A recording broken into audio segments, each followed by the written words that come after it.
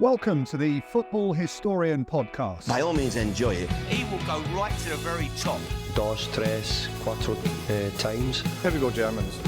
I will turn these results round. All right, that's good manners. There's animosity, but there's no fight. If you can't beat them, join them. How do you make me feel sick if I look at you? No, I want to fight here. Don't drink, don't sleep with women, don't drive fast cars. Sometimes may be good, sometimes may be shit. Hello everyone and welcome to the Football Historian Podcast. We're back with another episode, and today I'm very happy to be joined by Milo McCabe. I won't go straight into other reasons people may know yet because we are here to speak to you. Alright. So I would like to start just talking about comedy. Yeah. I know your dad, Mike McCabe, I've done a bit of research, was also a comedian. Yeah. Was that an inspiration for you to go in, or did it scare you going in? Or? The complete. So technically, he still is a comedian. Sorry. Still does it. No, don't apologise. I barely. He's still doing shows. He's now doing like a Frank Carson tribute show, which is pretty much for people above the age of 60. But when I was growing up, I had a dad as a comedian, which was like a real rare unicorn thing. And I was sort of really proud of the fact that my dad did a different job. And then one day, he'd been on The Comedians, the TV show on ITV. It was about 92 was it? And I was in maths and everyone was laughing, like sniggering behind me, and I didn't know what was going on. And I got past this bit of paper, right? And what my dad had done is he'd lifted a Jack D routine and done it on TV, right? And there was this headline in the Mirror, "That's not funny, Mike," and a picture of my dad like grinning inanely. And it had like Jack D's agent saying he was going to sort of sue him and everything. Because my dad was from the era of comedy where they didn't write their own stuff. All materials fair game. And it was in that crossover period where comedy was changing, and you had all these new comics that wrote all their own new gear kind of thing. And my dad was kind of the juxtaposition of those sort of two eras of comedy. But no, he didn't encourage me. Like, he was astounded when I decided I was going to become a comedian, because I was never that type of person. I was always very quiet and academic. I was a drummer in a band, and I was in a cover band, and the singer ran comedy nights, and I started running them, and I was like, could I host one of these? And sort of got a taste for it. And my dad, when I started doing comedy, it was almost like I was competition. Do you know what I mean? Good or bad competition? Well, like you know, I'm the fucking comedian in this family. Yeah, get off my land sort of thing. And even now, like, it's changed now, but for a long time, he has that typical comedian thing of, even though I'm his son, he still only wants to hear about the bad gigs. Do you know what I mean? I'd be like, chuffed with myself because I've smashed some 10 spot and I'm elated. And he's like, yeah. How much do you get paid? Shut me up immediately. Oh, I didn't get paid anything, Dad. Yeah. But yeah. Well, is he? I saw he was described. Yeah. I think it was in the Guardian as a gag merchant. Who? That's fair. My dad. Oh, yeah. Style, like, It's like, yeah, exactly. It's the sort of old school kind of bang, bang, bang. Sort of. There's still a lot of these comedians on like the after dinner circuit and stuff, who will do an hour of sort of crafted one-liners, pub jokes, and they work. Do you know what I mean? And people like them, and they still go around, and that's what he did. It was bang, bang, bang for an hour. And these are always the people as well who get on social media with what they term new comedy and go, shite. You know, like, do you know what I mean? I had my book launch the other day, my third book. You've written 3 books? They're behind me, yeah. We'll plug them. They come in the ad first. We don't have to talk about them. That's incredible. But Stan Baldwin did he was at my last book launch, and old school comedian, I think, as you know, and it was just like the classic any Evertonians in the room, and he had 10 jokes to go, and he was talking about Klopp, and then, you know, he quite famously gets the Germans involved in anything, and Klopp being German. So it was all, like, as you say, it was proper old school comedy. But the reason I was asking about your dad's style is, I met Stan, and it's stunning, because what is it? He must be like mid-70s or something. So, but you look in his eyes, and his eyes are little glints of raging energy. He's still like a 25-year-old bloke. He was like at the back of the thing, and he was like almost shaking, ready to get on. Yeah, he was getting himself going. Like, as you say, it doesn't matter how old you get. Maybe we'll see you in the future in your 70s doing the same, and that's because you love doing it, isn't it? Well, I did a gig in Blackpool, and it was where was I? Lytham St Anne's, and I'd just gone on, and I'd done all right, I was on first. And then Bobby Ball came crashing into, and Bobby Ball, came crashing into the dressing room, and he came right up to me, like looking up at me, because he's only about 5'4" or something. He goes, "You got to slow down and stop cursing." And he practically grabbed my lapels, like, "Stop cursing and slow down." And he was just like a little pit bull, that fiery energy. And he was absolutely right, and he was. It's that professional thing. And it was nuts, because it was about 3 weeks before he died. And it was nuts to see him, like, so full of energy and fire and vigor. And then, I think he got COVID. It was really sad. But it was lovely for him to come backstage and give me, like, a bit of feedback like that, which is going to help me. Because when you give a comedian feedback, it's a risk, because you've got to presume they're confident enough not to take it as an insult. It's another comedian trying to help a comedian, but we're all very sort of sensitive, slightly tapped, mentally unwell people anyway. But maybe not everyone does it for beneficial That's reasons it as well. That is also true. I was asking your dad, gag merchant. You obviously, gag merchant is probably every comedian, but you're a character comedian. Obviously, we'll go into it, but I was watching a video of you before from 2012 where you said you have 4 different characters. There was a Portuguese reality TV show winner. Oh, he's dead. Phil Berto. He's dead. Yeah. He's dead. Killed him. 70s comedian trying to bring back misogyny and racist humour. Yeah. So I must say that's inspired by your dad. That character, basically what happened there was I went to Benidorm in 2012 for my stag do, and I was astounded that the comedians I saw in Benidorm in 2012 were these 1970s. And I was sitting there going, it was like, it brought me back to when I was 15, and I'd go round with my dad to these clubs and I'd see these comedians that were like that. And I just went, how in this era is this still happening? So I wrote this character, which was this sort of slightly mentally unwell son of a narcissistic 70s comedian who was trying to bring back 70s comedy. And it kind of worked a little bit, but there wasn't, and it was more a bit of me sort of going, what might have happened if I had just sort of like hero worship my dad completely and just turned into this sort of stunted sort of person. But there wasn't much mileage in that either. But I did a set at the Comedy Store where I was doing these 70s jokes. I say 70s jokes, they were 2012 jokes that I'd heard in Benidorm, but I actually went on stage to get booed off so that I could get the footage to test people. And what was interesting is I went on stage with the goal of bombing. So I'm going on stage going, my outcome here is I'm getting booed off. And it's this really bizarre thing is when you go on stage with that, it gives you this weird kind of confidence because you're trying to engender the worst possible outcome. And it was a gong show, right? So everyone's shit themselves in nerves because everyone's brand new. And because I knew I was going to die, I wasn't nervous at all. And because of that, the crowd were like a bit curious and they didn't boo me off for a bit. And I was like, oh, come on. Don't laugh at this shit, for Christ's sake.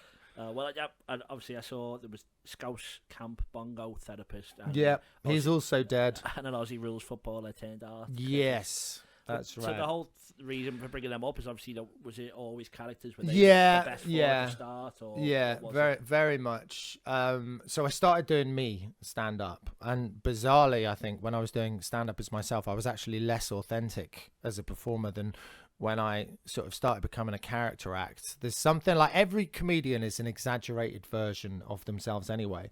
So there's this idea that everyone's sort of playing a character. And in a way, if you're a character act, you're just being a bit more honest about it. You're just sort of being a bit more overt. But I actually found that I could sort of say more and be more authentic about stuff if I had this whatever like barrier or shield or different persona to step into kind of thing.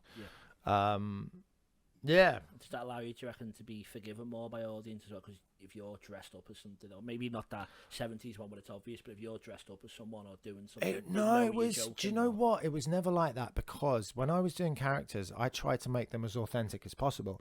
So when, for example, I was doing the Portuguese reality TV show with a character, a lot of the time people wouldn't realise it was even a character, which it has good points and bad points, obviously.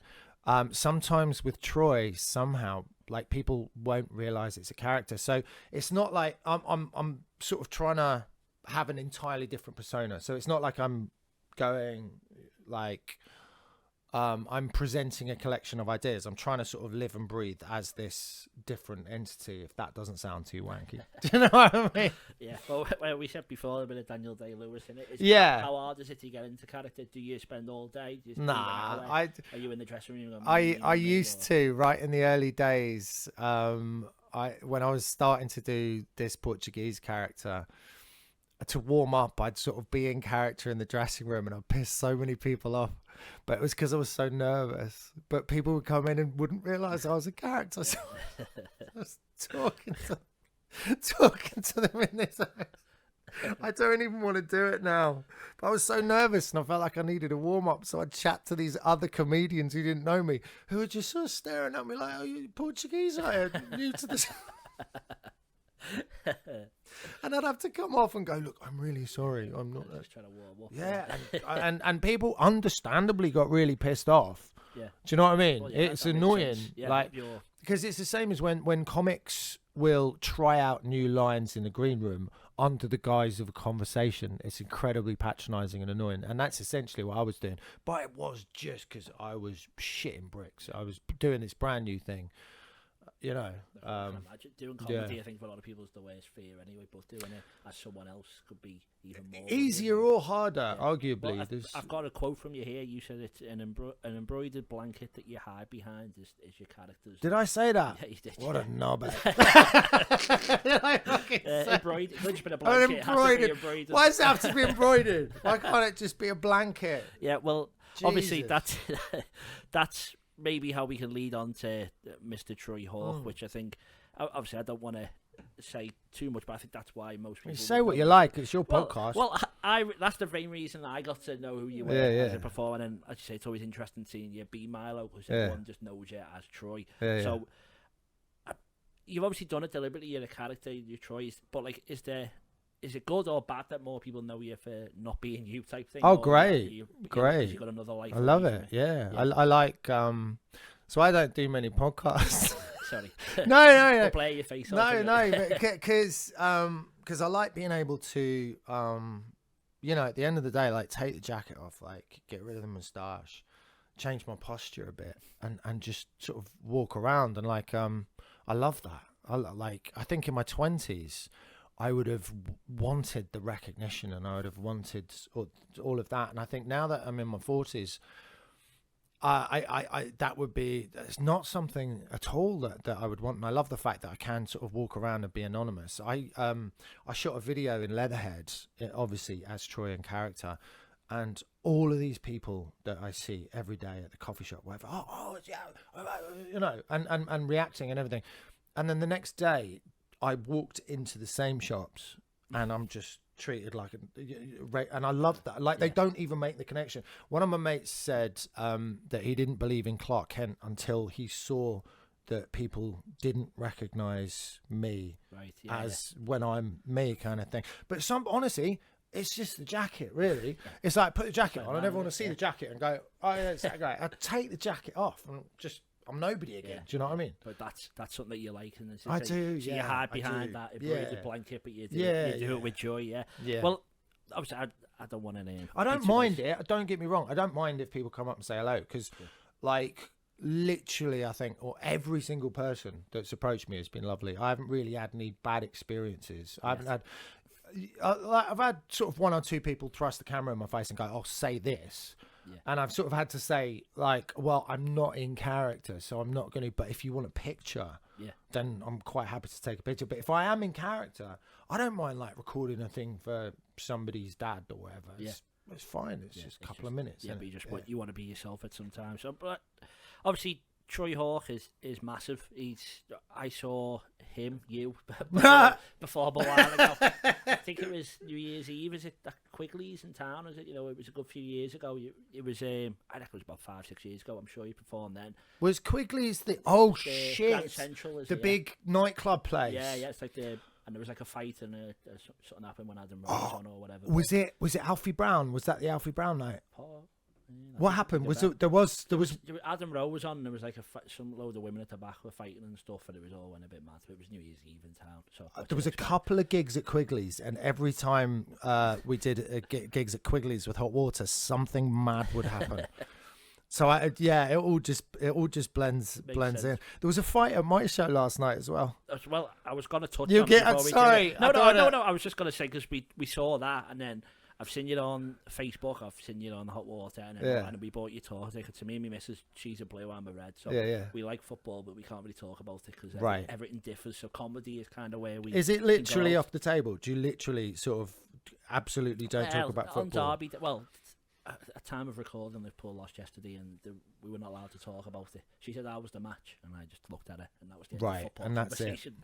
So she knows at that point, even as a joke, that she just stay away. We had an argument a while ago, not an argument, a slight tiff about like cleaning the dishwasher or something. She went, Jürgen Klopp's leaving at the end of the season, and that was enough for me to be gone forever. So that's fuck your pots. Yeah, so that's as bad as it gets, I think. But comedy brings us together. So I was going to say, we were at your tour show. And I'm not just saying this because I promise. I said it to me dad behind your back. It was one of the best ones we've ever seen. I really did enjoy it. You, and man. it's hard to think a character who in a 2-minute video you can get joy from. You could watch for an hour and a half, 2 hours. Thank you. Just maybe how has it changed your fan base now that you're like so famous on Facebook and all that? And is your reaction to Troy Hawke getting better the more famous you are, or worse? Well, basically, so I just after lockdown, my mate sort of it was when the pubs had just opened again. And you remember when you had to book pubs, you had to book yourself in for a slot. So all of us booked in for these slots at the pub, and we spent the whole day. And I was getting hammered with another comedian friend of mine, and he basically twisted my arm to start doing social media. He's like, "Man, you've tailor-made for," and I was like, "All right." I went around his house and recorded a couple of videos, and I did a couple of Scouse ones, right? So I can't remember exactly what it was, but I put one on Twitter. And like Scouse Mar retweeted it, and Jamie Carragher retweeted it, and suddenly it just went nuts. And there was a couple more and they went nuts. And then I started selling out tour shows at Hot Water.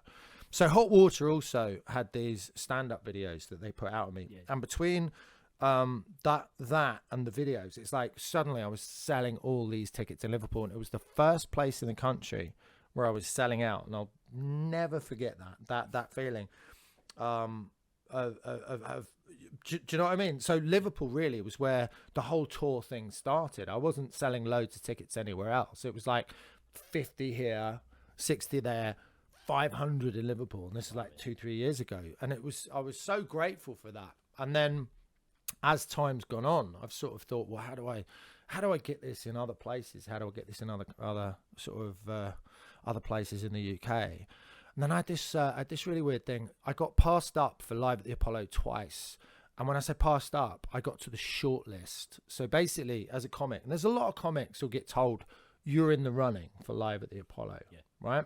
So it'd be like maybe, I don't know, 30 people for 12 spots. Right, you're in the running, okay? And that happened to me 2 years in a row. I was in the running and I didn't get it. And after the second time, I started to sort of go, have I hit a ceiling? Is there nobody really knows what to do with what I'm doing, sort of TV-wise, but TV comedy, like, it's, whatever. But like, and I started to get a bit like, is this it? Is this as far as it goes? And I felt myself start to get a bit bitter.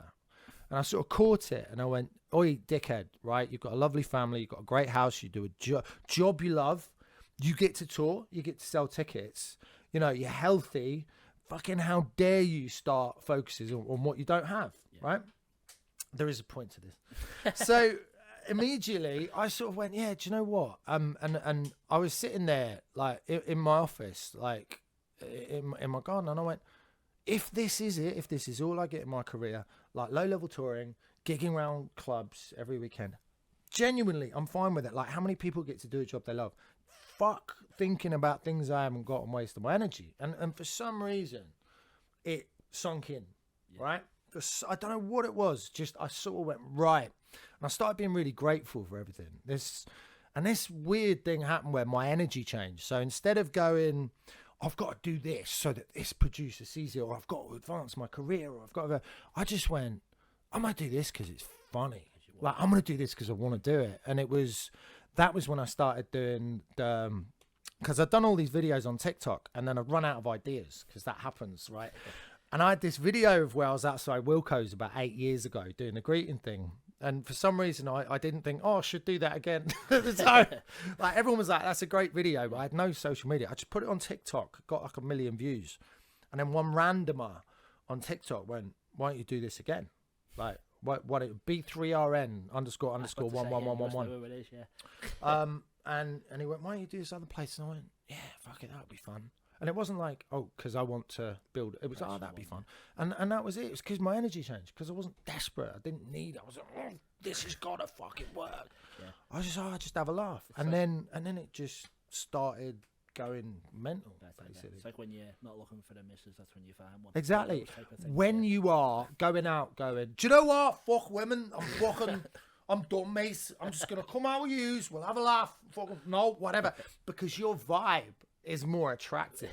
Because you haven't got that sort of slight tinge of desperation, which is, puts everybody off. Is that how you met your missus then? Were you sort of separate episode? That I can is it really? No, you're going red. It was Warren who's behind it. It was his. Did you set? Did you set him up? It was his birthday in uni. We were in the same hall. What uni? Hope. Ah, was it uni of? No, we were Hope. Don't worry. Right. Don't worry. Before you, there's normally a dig in there, so we're meant. No. And then, my bedroom was by the toilet. So basically, there was no sink in there, but we all had a sink in our rooms. So she went up, and I was like, "Do you want to wash your hands?" And that's how we got talking. Do you want to wash your hands? I had great hands. What was on her hands? Yeah, I don't know. She'd been in the toilet. I didn't look. That's how you start talking. But yeah, I wasn't. Maybe we can talk about that on a different episode. Yeah. So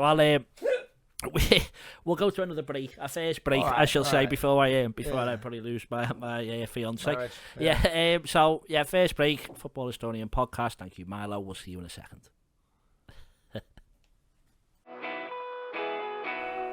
Hi, I'm Warren, the producer for the Football Historian podcast, and we're here today to talk to you about the Patreon subscription. Yes, so for just £1 a month for the first 100 people, there's a lot of benefits that you get, and I think £1 is a terrific deal. Pittance, yes, £1 only, and you get early access, which means at least 24 hours before everyone else gets the episode, you get to watch it. There's also an extra section, we call it the Football Historian podcast Extra Time, and we ask all the questions to the guests that no one else gets to see unless you're a patron. And on top of that, you're the ones who get to ask the questions. You send them in, we tell you which guest is going to be coming and sitting in this chair. You ask them, we record it, you get to watch it. No one else does. On top of that, we do a monthly special. We did one last night. It was a quiz. You were there. Yeah, bedlam and great content. Yeah, so hopefully you can watch that. As I said, we've got a round on Linvoy Primus or Lionel Messi. We've done mastermind stuff, all that. That's going to happen every month. The bigger this grows, we're going to do it even more regularly. Hopefully it'll be once a week. But we need your support. So to do that, £1 a month for the first 100 people. Your early support will be rewarded. From then on, it's £3 a month if you want to support us. If you want to pay £5 a month, you get all that we've just mentioned, but you get a poster. Warren will sign it, I'll sign it, all the lads. We'll get a few of the guests to do it as well. We'll send that out to you. And then for £10 a month, you get all that, the poster, all the early access, and you get a free copy of any of my books. So I've done one on Billy Liddell, Crossing the Park, Tommy Lawrence. They're all worth at least £20. For just £10, you get a copy of the book, all the stuff we've already mentioned. We'd really appreciate your support. We cannot do this without you. This really is a passion project, and anything people can put into it goes straight back into it. We don't take a wage. We're doing this for free. We're doing this because we enjoy what we do. That's it. It all makes the content better. And I say from just £1 a month, you can make our dreams come true. Thanks for the support. Enjoy the rest of the episode. Hello, welcome back to the Football Historian podcast. You're still sat here in my garage. Yeah, well done. Thanks for not running away. We're going to talk about Jan Molby. Yeah. As some people may have seen, we were just commenting off camera how great it is. Probably just one easy question. Yeah. Why? Yeah. So it was the first I was telling you about when I just started doing these, just showing up at places, right? I was gigging in Macclesfield, and I rang this filmmaker guy who, this is a fucking, I'm going off at tangents, like, stop me. So I had a charity boxing match at MV, right, in Liverpool, and I got sparked out. Like, it was fun, it was great, but they put, they said, do you want an exhibition? I said, no, put me in with the fucking, and he sparked me out. What a shock. But it was great, it was just a great experience. But there was a guy who got in touch and said, can I come and film your thing? And I went, yeah, cool. And he filmed it and everything. And then I was gigging in Macclesfield, and I just rang this guy and I was like, do you want to come and, I know it sounds weird, but I'm just going to stand outside these shops and you're going to hide and you're just going to film me. They went, all right. I said, just hold the camera like that. Just do that. We went to this TK Maxx, and like, it was the first one I ever did. And it all came out. This woman came out and she said, what are you from? I said, I'm from the Greeters Guild. She went in to check. She's like, she had like a headset, face mask. It wasn't long after lockdown. She came back. She's like, who sent you? And I went, I've been sent by head office, right? She went back in to check again. She came out. She went, who sent you from head office? And it's so random. I went to a new school in 1988, right? We moved, and I went to this new school, and everyone was into football. And at the time, Liverpool were dominating everything, right? And I don't know much about football, as I've told you on this podcast. We were talking but they were top of the tree. They were the best team in the world at that point, I'd say. And it was Mark Lawrence and Ian Rush. I'm sure a couple of the other names will come to me. But Jan Molby. So everyone was talking about these footballers, and obviously when you're a kid and you don't have the internet and you hear a name like Jan Molby, which was different to any other name I'd ever heard in my life. So I was like 10 or something, and his name just got stuck in my head. I just like, Jan Molby. I looked at a picture of him and he looked different to everybody else. Because, like Ian Rush looks like he's been twisted out of pipe cleaners, Adam's apple, and they're all like, skinny. Back then they were skinny as, weren't they? They were like great hounds. And then you got Jan, like, his chunk. And I'm like, he looks different and he's got a funny name. And it just stuck in my head. She came out and she goes, who sent you? And fuck knows where it came from. Right. Well, no, we do know where it comes from. It's some weird thing that got stuck in my head. I just went, Jan Molby, right? And she went in to check that. And she presumably typed his name into Google, and that picture of him there's a picture of him in the shorts, the dead tight shorts, you know what I mean? She's seen that and she's gone, fucking hell. And she's come back with like 4 security guards, right? Wigged me out of there. And then that went in, and that became that was my boss then. That was it, right? That'll do. That's the guy that hires me. And of course that's the Milo McCabe answer for why it's Jan Molby. For Troy Hawke, I have backworked the logic, as you've seen. Yeah. Like, in a way that still computes. Yeah, well, that's what, because I was a bit worried, because obviously I'd planned all these questions, and then you were kind of answering them, but I wasn't sure, as you said, is this you, or is this like the theatrical version of it? But yeah, he was he's quite a mad footballer to pick, and obviously from being from Liverpool and being a Liverpool fan myself, was it because you have, I want to say before, you've got like I'd say a first class degree in scout studies, because you seem to know everything intrinsically. So is it deliberately Liverpool because of that, or? I don't know if it was deliberately Liverpool, but when I went to Liverpool uni, like 19, I was coming from Surrey, right? And I think I said this to the crowd last night. I was blown away by the lengths that people from Liverpool would go to have a laugh. Like the things that people from Liverpool would do, like just the sort of ridiculous, like, friendliness, openness, loudness, funniness. I was just like, this is incredible. I got in a band with a load of lads from the Wirral, right, who were living in Newsham Park, and then I started going around with people from the Wirral, and that was like another fucking level of crazy. I was going to all these little villages, and the things that they were doing in the name of fun, like Christ on a bike. We were going to these creeks and driving cars all over, and yeah, I'd never done. Man, I can't even begin to. I remember I went to some party in Croxteth and I nearly got murdered. I've told this before as well. I had no perception of how dangerous it was. And this lad got me in the kitchen and he was like, you fucking southern wanker, you are, yeah, fucking boarding school lad. And I went, yes, I went to boarding school and I got buggered by all my masters. They all lined me up. And he went, oh, hey, bitch, you come here, lad, fucking see that again. I was like, yes, I remember. Right? And they're all dying laughing, right? And I'm like, oh, I'm crushing this. And all my mates in the band are like, fucking hell. Because it was a party I shouldn't have been at, and I was thinking I'm sort of being all funny.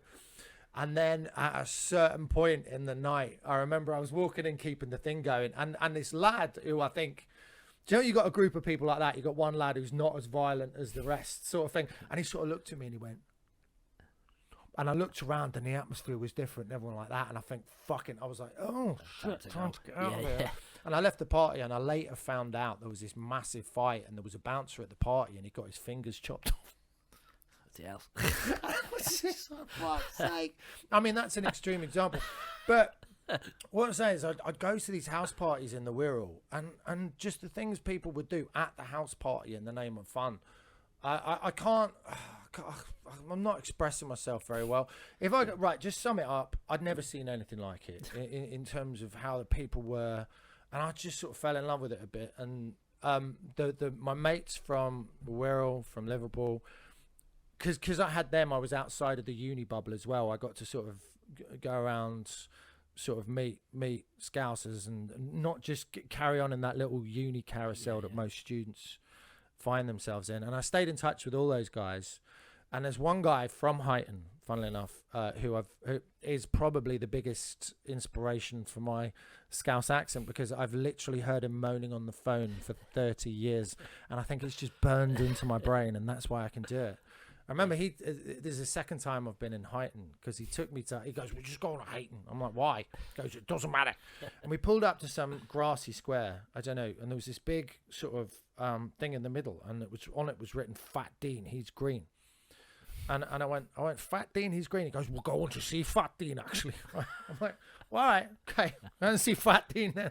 And we walked up this tower thing and knocked on the door, and this lad opened the door, and he went, wow, and it was Fat Dean, and he was wearing a green tracksuit, right? And I was just like, this is fucking great. And I just bought a bit of weed off him, whatever.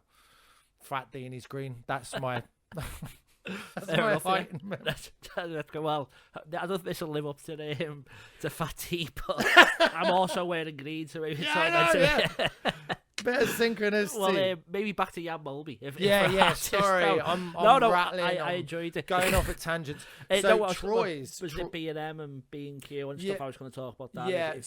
So Troy's reason for Jan Molby being his boss is that Jan Molby and Troy Hawke are work the same in Scrabble, which they are. And also Jan's style of playing, according to Troy, despite the fact that Troy isn't a football fan. When Jan was on the pitch, he made everyone around him shine and flourish, and he was firing the passes everywhere, and he never left the centre circle. And it wasn't because he was lazy. It was because he wanted everyone else to play as well as they possibly could. And Troy wanted to take Jan's playing ethos and take it to the social world and make everyone shine. And that's it works. Yeah. That's the backstop. Yeah. It does. It works. So when you walk out of that TK Maxx that day, when you and your mate who's recording in a bush, I'm guessing, have you both gone like, yeah, Molby, that's the bit there. That's no. Take, or did you just forget about it? Just film it. I didn't even know if it would work or if it'd be funny or if it'd just be weird. Like, I had no idea. Like we did like those ones, and then it sort of did all right. It was starting to pick up, and then I did one at B&Q in Warrington, and that one went mental. That because I was blessed with this manager who was, soon as she saw me out there, right, it was like, you ever seen somebody who's starving before they're about to eat like a massive meal, or if you've got a wreckhead mate who's just about to do a line of coke or something, you know, that's slightly like, oh. and she was getting like that because she was like, I'm gonna fucking take this one's head off this fucking knob and right. She was practically like, you know, rolling her wrists like Wanderlei Silva, like fucking. Just she really wanted to take someone apart, and it was perfect because she sort of lost herself in this fury.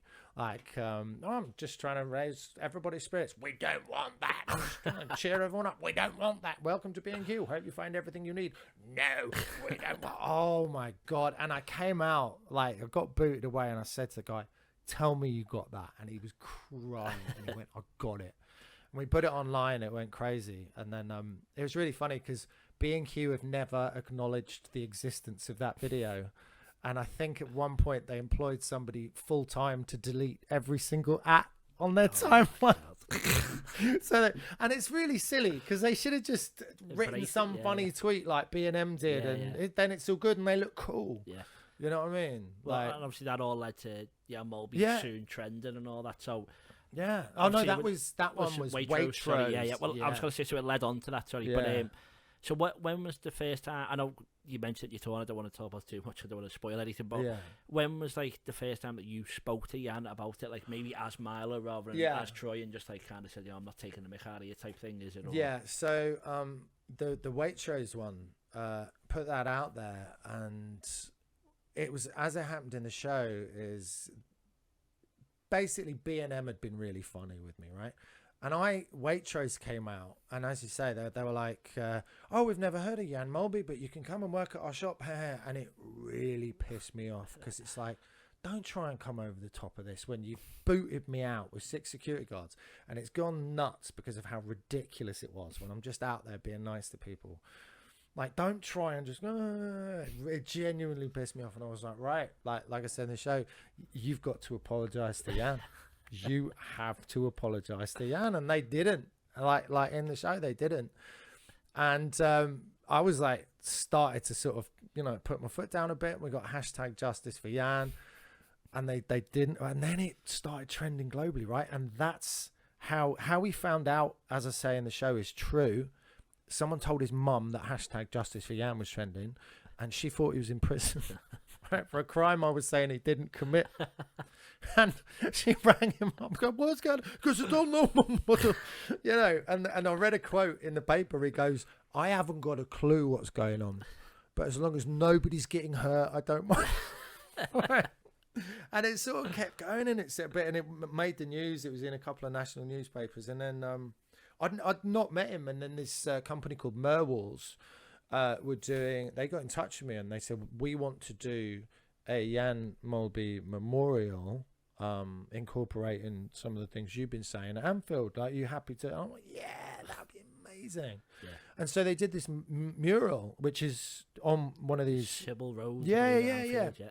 And they got me to sign it, and they brought Jan over.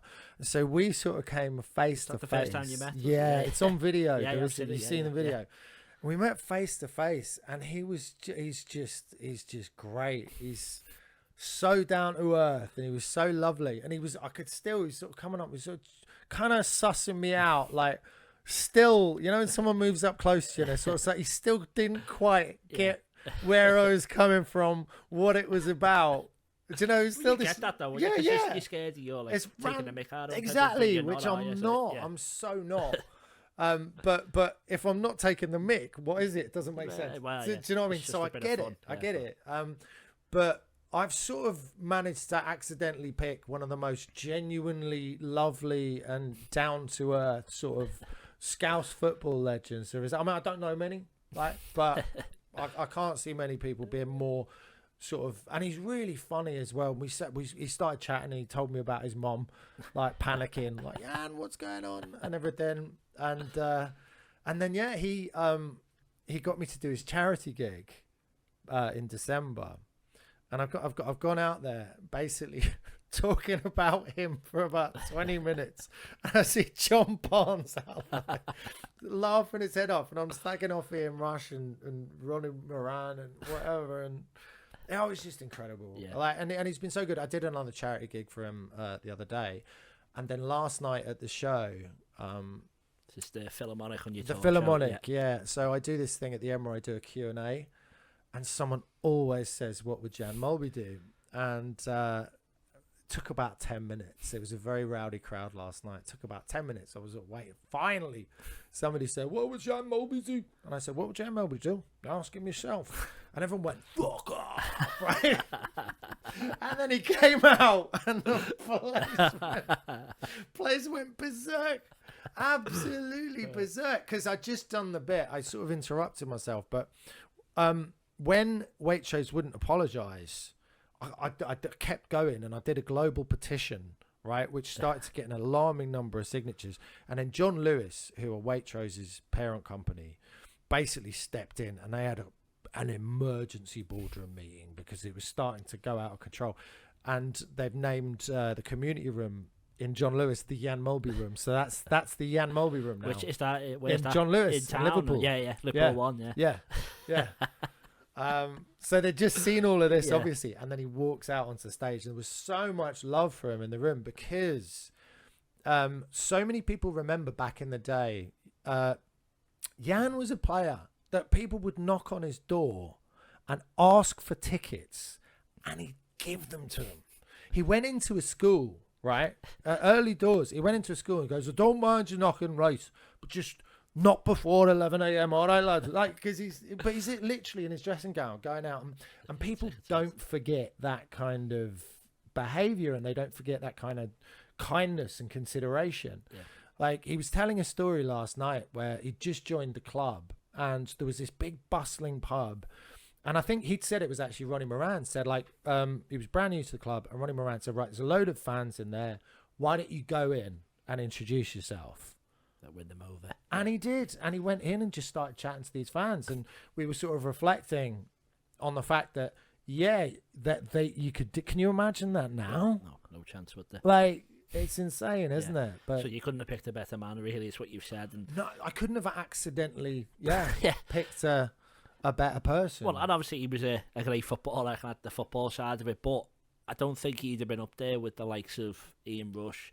You see Trent Alexander-Arnold and John Henderson are also on that road.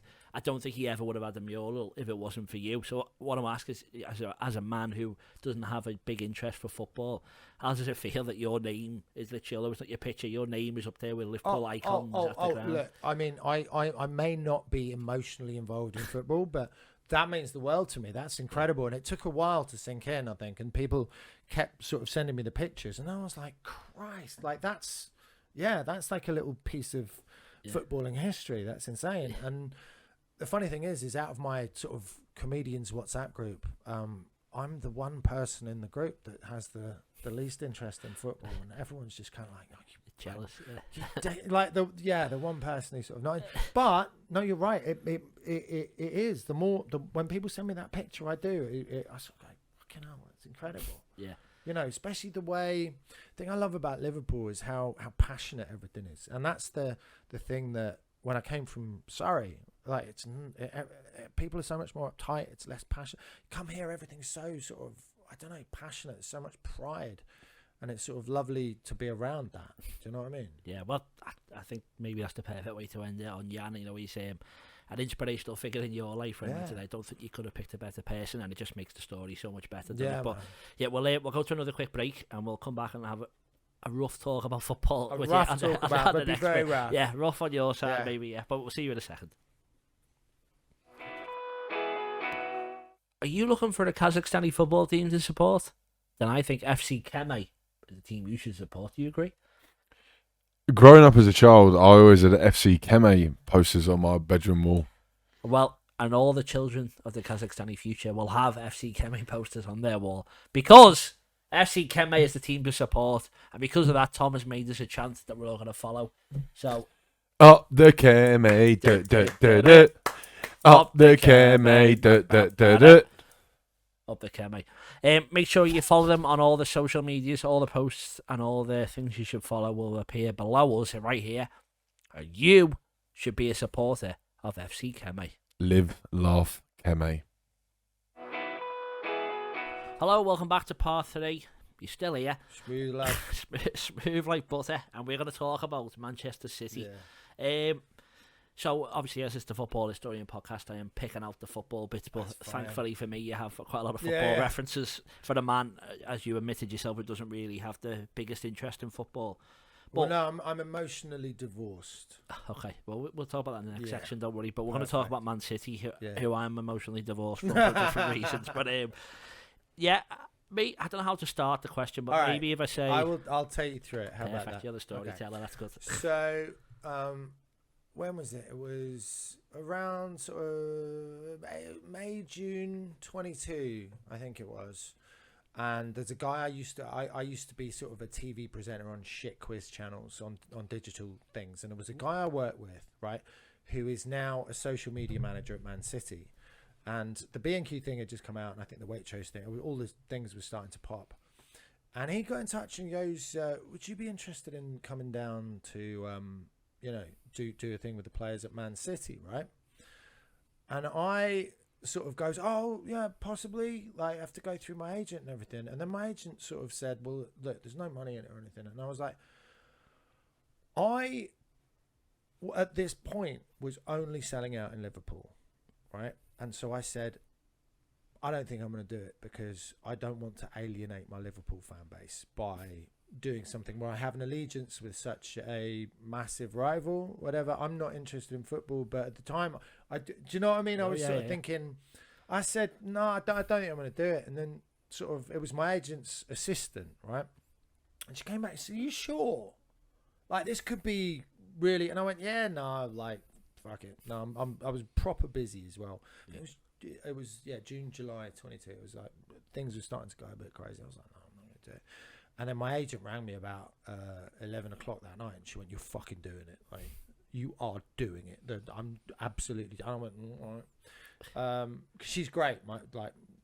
Sort of when she tells me to do something, I do it. Her instincts are wonderful. So anyway, didn't know anything, what was going on. Now, what I didn't realise was the guy hadn't cleared me being there with anyone.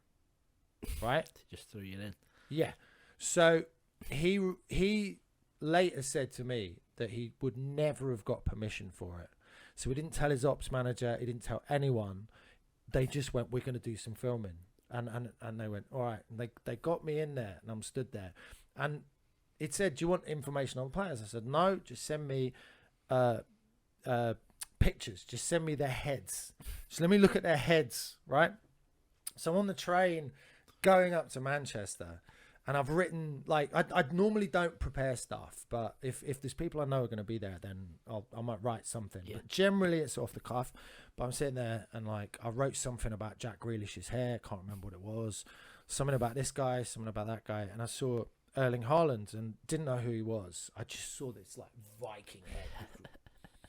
And I went, all right, tremendous Nordic meat shield. Right, that's good for him. Whatever. Didn't think about it. And then they all started sort of coming through, and it was sort of rolling on, and I didn't know if it was working or what. They all seemed to sort of a little bit bemused. The only two players really that sort of gave me decent attention were Kalvin Phillips and Nathan Ake. Kalvin Phillips, if I can quote you, what was it? A master of hydration. Yeah. I wrote that down. Yeah, and he does. He's got great skin. And they all sort of came through and everything. And then there was this moment where their bodyguard, the security guy, is this like ex-SAS sort of tank dude. He comes out and he just sort of goes like this, right? And I've spoke to him since, and he starts threat assessing me. Because he's just like, what is it? And I can see him flicking through his Rolodex of what is this bloke? Because he's presumably going over dangerous assailants in the past, trying to find a correlation with what he can see in front of him. So he has the best course of action to keep his players safe. And I can see him going, nope. And he's just staring at me. He's just got right in front of me. And the guys are coming and go, no, he's fine. He's supposed to be there. They all sort of come through. We do the thing. And it's all good. And then, put it online. And it went crazy. Like, it's not a long video either, is it? No, it's like 2.5 minutes, I think.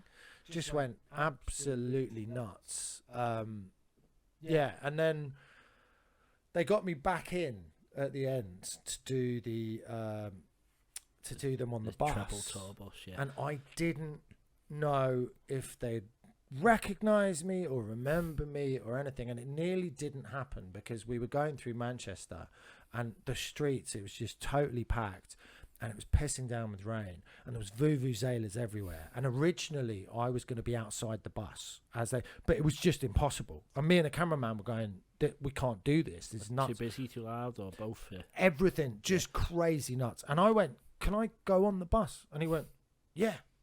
Yeah. That's it. So got on the bus, got cleared on the bus, and they all came up, and they all knew who I was, and I was sort of blown away. It hadn't occurred to me. Then later on, we're editing the video, and we are in this hotel, and all the players are below having this party, and they've just finished the bus tour, so it's just the players all in their kit and all the staff. And I sort of walked through, and it was nuts, like. Because I was like, I should not be here. I'm still as Troy, or as yourself? Yeah, I'm still dressed as Troy. Yeah, but I'm like, this isn't. I'm sort of make myself small kind of thing, and I was sort of walking, trying to make myself small, and then suddenly, like, this bloke's in front of me getting in my way, and I look up, and it's Erling Haaland, right? And I just went, and he's staring at me like that, and he goes, "Hey, you having a good time?" And he's staring at me, but his eyes are going, "I don't know what you are. I know my mates like you. I'm gonna try and sort of work something out here." And I was like, "Yeah, you're having a good time." Just won the treble with all his mates. Are you enjoying yourself? Yeah, like, not bad. Yeah. And he's sort of like, yeah. And I sort of said, I really like the interview you did with Thierry Henry, where you implied that you were still evolving. I really like that sort of mental attitude. It was great. And he went, thank you. I went, right. Nice. The pressure. Honestly, yeah. I just sort of, and what I should have said was, how did you feel about the nickname that I gave you? The Nordic, yeah, but I didn't. I was just but Kalvin Phillips basically was just the nicest dude in the world. He sort of came up to me, and at the party afterwards, he waved me into the VIP thing, and he sat me down, and I was like, and he was sort of talking to me, and I said to him, just such a lovely bloke, and I said, I didn't know if anyone would remember me, and he goes, no, we were torturing Jack with that for a couple of months, and he was sort of quoting some of the lines back at me, and it was just bizarre, and it was surreal. But the funny thing is I was interviewed by Sky Sports, and they said, who do you think's going to win the Golden Boot this season? Oh, here we go. And I made out, I was like, oh, Kalvin Phillips. Mate, they put that on their Twitter. I got death threats. Oh, is this nonsense? What's he on about? Kalvin Phillips, this clearly knows nothing about fucking football. What the... Yeah, did he score that season? I don't think he did. I reckon if he did, he just scored one or two. I'm gutted, but look, like, just the most lovely sort of down to earth. Like, they were all so nice. They were all like, I don't know what Pep does, but he keeps them all very, very grounded. There seemed to be like no sense of ego from it. I know you probably don't want to hear this. You want to hear it. I'm happy to hear it. That's fine. But like, no, I just don't want to work it. They're all just, they're all just like sound. They're just lovely, and they were so friendly, and it was so surreal going to this party with him afterwards. And Grealish was still going like 4 in the morning, 5 in the morning, still on the stage, probably a few days dancing deep as well.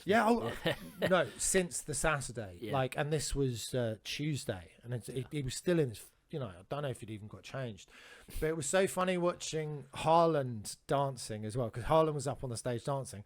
And it was kind of going through the motions, right? It was sort of clocking everyone else's moves. He was doing, but you could see his head was ticking over, and he was going, next season I'm going to do this. Do you know what I mean? It's like sort of kind of like a machine. Well, that's what people call him. He's like a robot in front of goal and stuff. That's how you would you would that, yeah. Well, I just want to talk about Jack Grealish, because I know it's, again, something you do talk about in your talk shows. You don't have to mention it too much, but you say he had a fabulously symmetrical face, and then he proceeds to wipe his mouth. He didn't have a clue. Yeah. So I know you're very kind. I'm just giving you the opportunity to maybe do it again. But when you meet him again, you apologise for discombobulating him, which I guess it was a very deliberate choice of words at the time. But absolutely, he's, as you say, 4 days deep into a party. You've abused him with words. And when he's at his most vulnerable, I'm a literal meme, an attack meme from his WhatsApp group in the flesh, right in front of him when he's fucked. Do you know what I mean? But like, I won't spoil it, but he came out with something very funny. Yeah. That Manchester City didn't allow. Well, that's all. I didn't want it to say because I didn't want to ruin it. But we were watching it with. I remember watching it the first time we missed it. I was like, "You've defo cut something there." I thought, Well, I don't want to ruin it, but yeah, it was funny. And then other stuff is Kevin De Bruyne. You say to him, "What would Jan Molby do?" So was that a deliberate callback? Or absolutely, was that, of course. And then the nuts thing was when I made some crack about Nathan Ake. It was something to do with Colombo, right? And I can't remember what it was I said. I said just one more thing as like a Colombo joke. And he turned around to me and he went, "What would Jan Molby say?" I was like, fucking hell. Are you kidding me? Yeah. Like, he's quoted my own line back at me and then he sort of nodded like that. Like, yeah, I know the score. Well, that shows the reach, though, and how far you've gone with this. And just the fact that they'd all, like, watched it and they'd all sort of, I don't know, blew my head off, man. And again, we said before, as a man who maybe isn't the biggest football fan, I know you've kind of touched on it, but has there been plenty of comedians who are just saying, like, how do you manage to do that? Because I think on the Have Away podcast that we've already mentioned, they make a deliberate, we don't talk about football. If they do, like, they'll get out of the way. But for you to mix football and comedy and maybe not have such an interest in it, and for it to work so well for you, but I think that's why, surprise? Though. I think it's because I don't have any skin in the game. You're happy to go at any side. And has there been any other interest from other clubs and stuff since that? Or I revealed the EA Sports 24 player ratings to Luton, and they were great. That Tommy Lockyer guy was an absolute dude, and that manager Rob Edwards, amazing, and they were all lovely. I was a bit gutted though because there was no golds. I was giving them all silvers and bronzes, and so it was. Do you know what I mean? It just if a couple of them. Yeah. But no, they were all lovely as well. Really nice, down to earth. But yeah, that Tommy Lockyer guy was just a delight. Man. And so is that something you're gonna look for? Try and stay away from. Right. Or? So here's the thing, and it was a joke, but I did a little interview with Kevin De Bruyne, and he said, "Oh, you're the reason we won the treble, right?" But yeah, it's not Pep, it's not Haaland, it's me standing there in a purple smoking jacket talking shit to him. That's why they've won the treble. But in my head, I'm a little bit like the way football fans are superstitious. It's almost like I don't want to work with another football team just so I can keep my record. So I keep my record intact. Do you know what I mean? Well, what was the first treble in about 20 odd years, wasn't it? So I think maybe time it for another 20 years. If you can next time do Liverpool, that'd be great. But absolutely. Well, they didn't ask. Sorry, they should have. Well, I think we'll go to one last break because I don't want to say too many other things. But yeah, hopefully we'll see you doing another club in the future. Why don't you want to say too many other things, lad? Well, because you kind of covered them, and I didn't want to go against. Basically, I was going to ask you about other teams again, and then say about like the way. I was going to ask you how much you got paid, but you kind of said fuck off. Yeah, exactly. Not how much, but like, did you get paid? And was that the reason why you got re-convinced into doing it? Do you know what I mean? Because your agent said you need to do it. Oh, what? City or going forward, or was it just exposure? No, I didn't. No, the first one, no. But going back, I'd have a million times gone back. Yeah. Like no. It was at that point. I was delighted. Because it was funny because I got booked for that victory thing provisionally. Because if they hadn't have won the Champions League final, there would have been no victory bus. They were not going to have a victory bus if they hadn't won the Champions League final. So you were lucky that it all worked in your favour. Yeah. Have you got loads of Man City fans who love you as well now, is what I was going to say? Or? Yeah, everyone I know this is, everyone in Manchester is so lovely as well. Like Manchester again is just a wonderful place to play. I've got a tour date in the Lowry in Salford in October, and I'm really looking forward to that. Yeah, everyone in Manchester's awesome. As well. It's obviously in your talk show, you bring Jan Molby up and it gets boos, it gets cheers, and you talk about Man City, it gets boos and cheers. So it's a divisive thing to get involved in football, but as you say, you've somehow cracked it to make it work on every level. Yeah, I don't think anyone takes it personally. Yeah. Do you know what I mean? And I'm not nailing my flag to any mast. I remember my dad brought me to see Wimbledon because that was my local team when I was about sort of 10, 11, but it didn't quite take. That was the Vinnie Jones, Dave Bassett, Harry Bassett, I think, Laurie Sanchez. No, Laurie Sanchez was there. Yeah. Pulling these names out of my ass. Glyn, someone. Oh fuck. Hyson, was it? Yeah. Huh? Glyn Hyson, is it though? Yeah. Maybe. I just remember a load of like sort of skinny fellas with curly hair. Dave Bassett, that was the keeper, wasn't it? Yeah, was that the keeper? Yeah. And Harry Bassett was a manager. Yeah. Sort of flying. We'll talk about football history in the next section, but that concludes Man City chat, and we'll be back with a bit of a chat about football history after our final break. Cool. Welcome back to the next section of the Football Historian podcast. Sorry, Pete, I'm really sorry to interrupt you. Where'd you get that shirt from? Oh, this Latium one was just from Classic Football Shirts. Where'd you get yours from? Thank you. Mine's from Classic Football Shirts as well. Wow. Well, when I bought my shirt, I used the code TFH10 to get 10% off all orders. Did you use the same? I did. I used a discount code. I think it was the same as yours. Oh, TFH10. Oh, that's great, because if you want to get 10% off all your orders, you can use TFH10 at classicfootballshirts.com. Unbelievable deal. Yep. Welcome back to the final section of the Football Historian podcast. We're going to talk about football history, and I've been skirting around this a little bit because, say, when we exchange messages on Twitter, your first response was, I know fuck all about football. Well, you said very, very little. Very You're more polite there. Yes, apologies. Sorry. No, it's fine. I'm out of character. Yeah, no, sorry.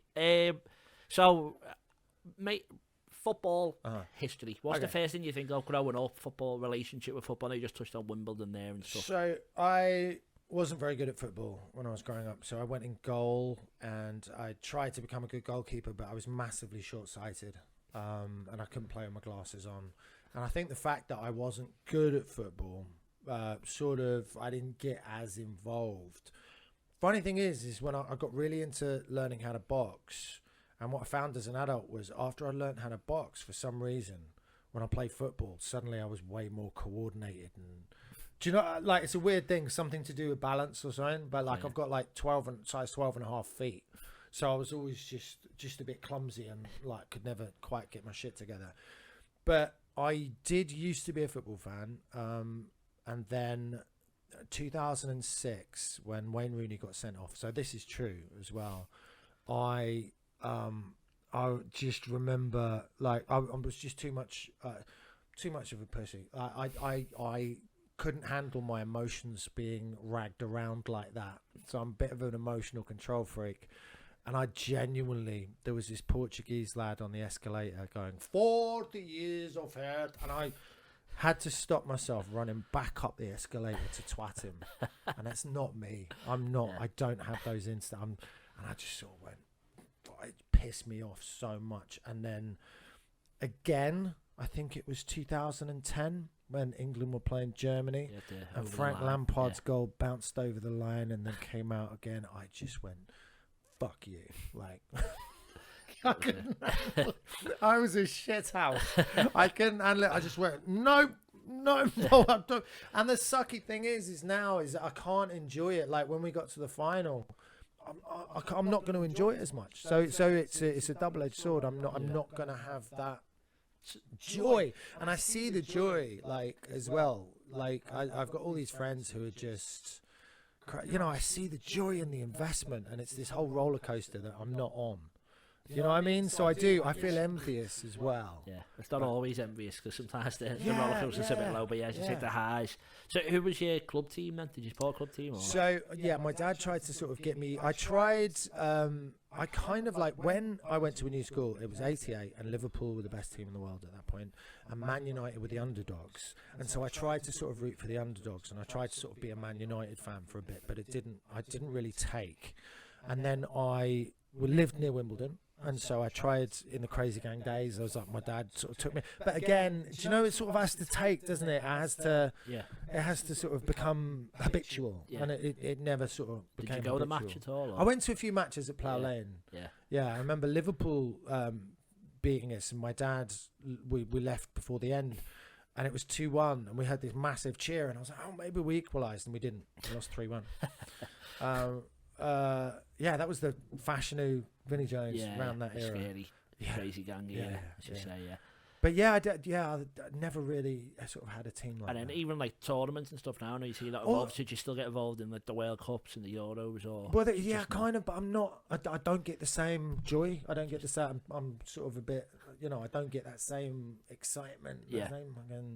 So it was all because Ronaldo got really sent off at 2006. And again, if I look back, I think it was it 96 when Gaza missed that sort of ball going across. Post, was that 96? Yeah, Euro 96. Yeah.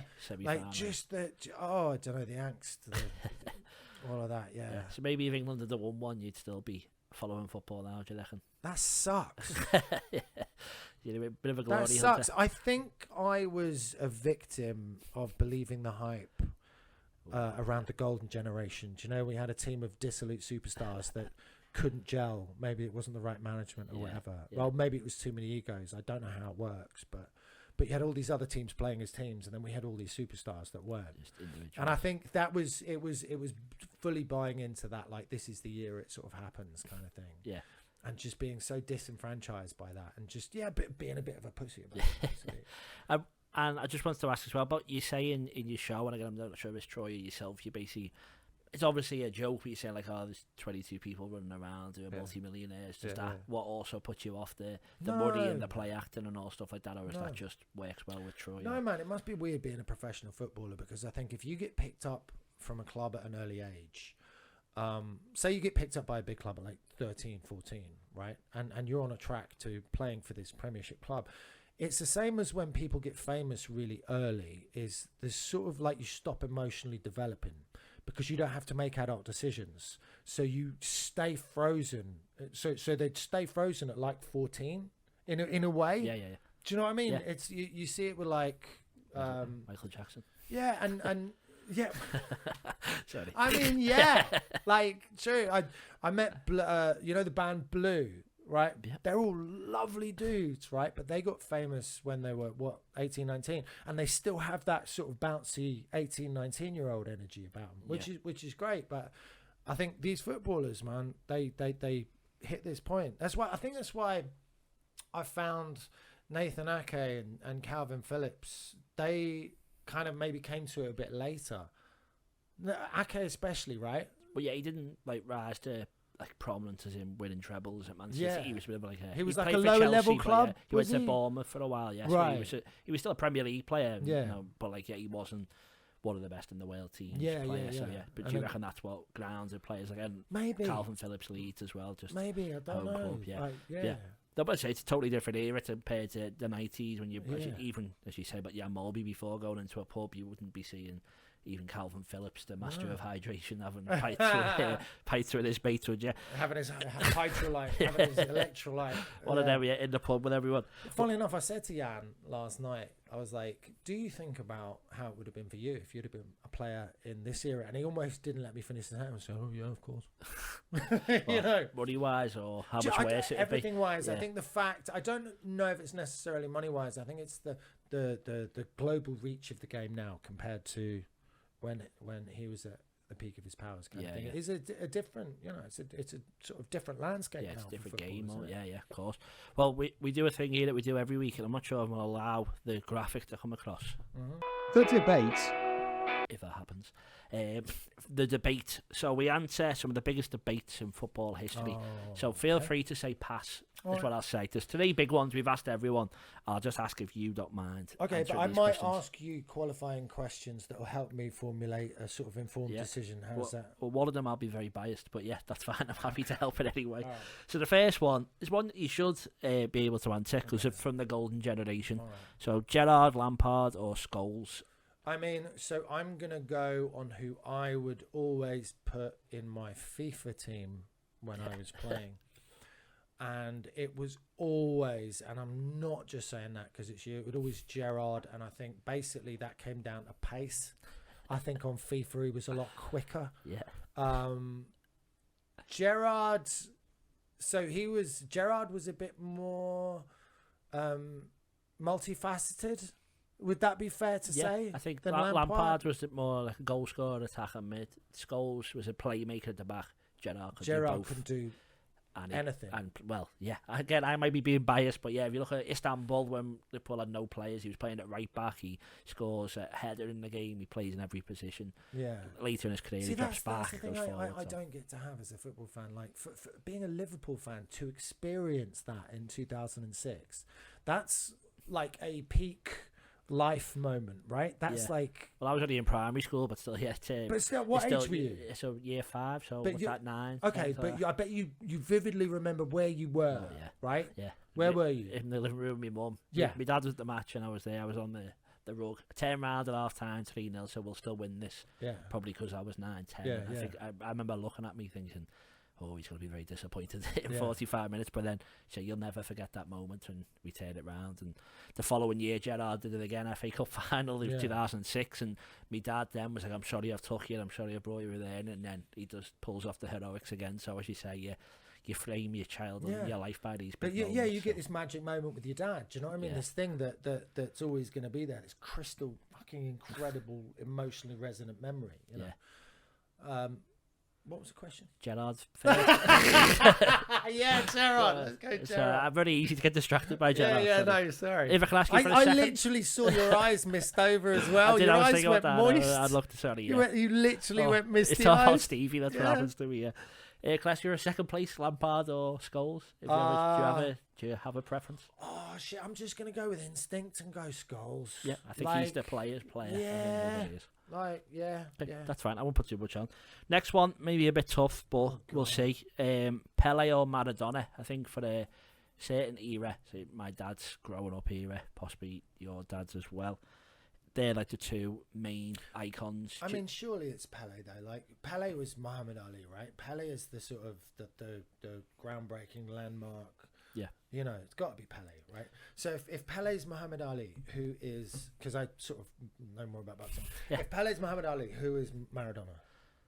I don't know much about boxing. That's what else. Okay, fair enough. Joe Frazier, that's a name that comes to head. Fraser. Well, Maradona, you can't argue. He won the World Cup with Argentina. They only just did it again with Messi. Yeah. He was, and he played in Europe. Pele stayed in Brazil, and basically they shipped him around the world. And can I have George Best over both of them? You can if you wish, yeah. George we'll start a brackets underneath, yeah, George Best. That's fine. He was a bit more of a character, maybe. But I think Maradona was the character. He was the cokehead from the 94 World Cup and all that. So if you like the drama, Maradona wins. But I think, as you say, Pele is Muhammad Ali. Was it Robbie Fowler that sniffed the corner line? Yes. Was that his celebration? That was his way of telling people he didn't do coke, which maybe wasn't the best way of counteracting those rumours. But right in front of the Everton fans at Anfield, he's on his knee, and then they managed to bill it that he was doing an African celebration of eating the grass because of Gerard Houllier comes and lies in front of the cameras for him. And didn't he come up on all the sort of players' wealthiest lists? Not necessarily from football, but because he bought like 5 whole streets in Kensington. Well, and Manchester, I think because he played for City as well. But he basically was everyone's landlord. Very clever. I think people used to sing that you all live in a Robbie Fowler house whenever he played Man City and stuff. So but there's other ways of making money. If we ask the final debate for us, one you may know or may not, Messi or Ronaldo? Messi or Ronaldo? And if we take you back to 2006 and why Rooney was sent off with this clash with Ronaldo. I'm going to change the subject entirely. Who's a lad who had a fight with his teammate when they both played at Newcastle? Lee Bowyer and Kieran Dyer. Right. I remember going to watch a Chelsea game, and I can't remember who they were playing, but Lee Bowyer was on the other team, and it wasn't Newcastle, it was another club he'd gone to. He played for Charlton. That was it. Yeah, and I remember I watched Lee Bowyer, right? And I just, for some reason, like when you're in the thing, sometimes you just focus on one player off the ball. And he did this incredible thing where he just sort of floated round the action, right? Floated round the action, and it was like watching a boxer, and suddenly he'd jab in, like dive in with the least amount of effort. He'd suddenly be right in the middle of everything. And I remember just watching that, and just sort of finding a bit of physical poetry in it. Like, so I'm going to go Lee Bowyer. Messi, Ronaldo, you go for Lee Bowyer, yeah. Keep Ronaldo. Lee Bowyer. Wasn't he a bit of a moody? Yeah, it was as well. grumpy, centre mid, went on to be a manager, no. Right. vastly successful, but like a bit of a cockney, tough centre mid. Yeah. So I'm pretty safe to say no one will ever say Lee Bowyer to the answer of Messi or Ronaldo. I'm pretty sure that'll never ever. Freddie do. Okay. Yeah. But he's a football manager hero. 16-year-old doing keep so he was. That's a story from decades ago that's stuck in my head. He was an American player who was supposed to be the next Pele. Yeah. But what happened is at 14 he was just massively bigger than everyone else, right? Yeah. And then as they all caught up with him, he was apparently he was just average. Yeah, Americans not having a go at them, but their standard of football isn't as high, so maybe he was just quite good amongst average players, and then just hyped up. Yeah. But it's just like people like Lukaku, there's a picture of him as playing under 15s for Anderlecht, and he literally everyone's at his waist. If you grow that big, even in kids' footy, if you can kick a ball long enough, you're basically the best player on the pitch for the first few years. Well, I think that can conclude our chat on football. I believe we want to touch on something. I couldn't think of a good segue there. I apologise, but maybe if I can go in, you've done some charity work for Jan Molby, who's next to you. What a beautiful through ball that was. Go on, off you go. So I do represent a charity in Liverpool called An Hour for Others, which is a wonderful charity. So please, if you can get everyone to sort of have a look at their page. Yep. And they basically help disadvantaged people, communities in the Liverpool area. It's very much a sort of Liverpool-centric organisation, and they will take donations of like An Hour for Others is you give an hour of your time of your job sort of to help sort of somebody out. I just think it's a fantastic charity. And so what do you do? I'm not having a go in a bad way, but what do you do for no, fair enough. I'll tell you what I did for An Hour for Others. I got these tea towels printed out.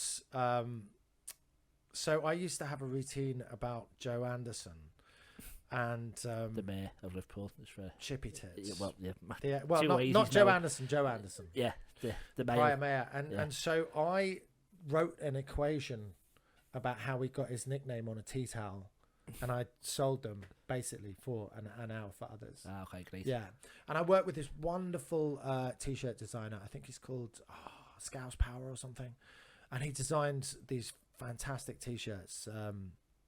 With Jan Molby and the number 33. Republic, is it him? I think Scouse Republic. Yeah. I've got a few shirts by him. Yeah. So he did this Jan Molby lunch. It's still the best sort of merch anyone's ever made for me, and we sold those for an hour for us as well. But yeah, they're great. I've been to their centre in Liverpool, and they just they're just helping everyone out and making sure sort of everyone's on their feet as much as they can be. Well, we ask people for plugs that offer about themselves, so that says about you doing other stuff. But and obviously, where can people reach you? How do people get in touch? How do people follow you? How do people look at your talks? Troy Hawke on everything. Yeah. Everything, yeah.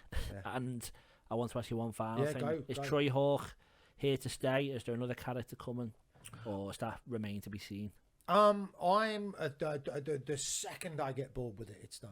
But I'm nowhere near bored with it as of now, and that's about the only way I can answer that. Okay, well, that's fine. Well, I can agree with that statement as well. So I hope he keeps saying stuff. Thank you so much for coming. No, pleasure, it's been really lovely to speak to you. And thank you everyone for watching, and we'll see you next time on the Football Historian Podcast.